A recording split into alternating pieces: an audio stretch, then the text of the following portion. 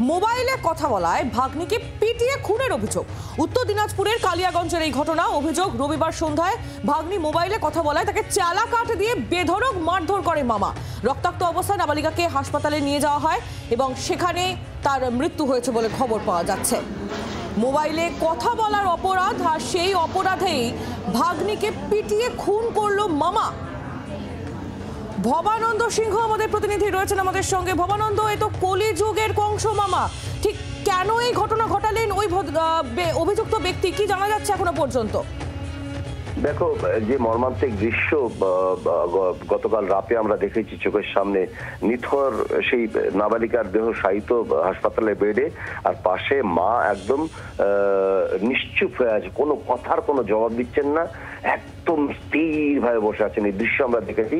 আর সেই মামাকে যখন পুলিশ ধরে নিয়ে যাচ্ছে, তার কাছে যখন আমরা জানতে চেয়েছি কি হয়েছিল ঘটনা, মামা কিন্তু একদম নির্বিকার ভাবে বলছে ভাগ্নি মোবাইলে কথা বলছিল, তার সঙ্গে সেই নিয়ে বচসা হয়, এবং সেই বচসার পরই আচমকা যখন মোবাইল হাত থেকে পড়ে যায়, মোবাইলটা তুলে নিয়ে গিয়ে মামা দেখতে যান ভাগ্নি মোবাইল ছিনিয়ে নিতে গেলে, তখনই মামা তাকে মারধর করে এবং পরবর্তীতে তিনি লাঠি দিয়ে মেরেছেন।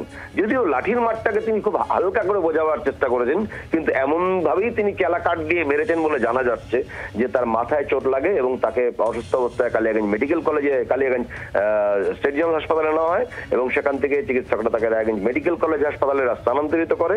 কিন্তু তার সোমবার গভীর রাতে তার মৃত্যু হয় রায়গঞ্জ মেডিকেল কলেজ হাসপাতালে। এইরকম একটা মর্মান্তিক ঘটনা ঘটেছে। শুধু মোবাইলে কথা বলছিল ভাগ্নি, এবং সে মোবাইলে কেন কথা বলছে, কার সঙ্গে কথা বলছে সেটা জানতে চায় মামা, সেই নিয়ে বচসা, এবং তাতেই কিন্তু এই নাবালিকা ভাগ্নির সেই শেষ পরিণতি এরকম হয়ে যায়। আহিলি, ভবানন্দ, তুমি আমাদের সঙ্গে থাকো। অভিযুক্ত মামা, তার বক্তব্য আমরা শুনবো, ঠিক কি বলেছে সে, শুনুন। তার সঙ্গে আমার সাথেই হয়েছিল, আমি মারছিলাম, ভেজা লেগে গেছে, মারতে চাইছিলাম অন্য জায়গায় লেগে গেছে, এইটুকু নাটি দিয়ে, চিকন নাটি দিয়ে মারছিলাম। কোথায় কোথায় মারছিলাম? ঠ্যাঙ্গে হাতে মারছিলাম। ঠ্যাঙ্গে হাতে? আর যখনই হালতে গেছে তখনই লেগে গেছে। এমনি আমার সাথে তর্কাতর্কি করতে করতে লেগে গেছে।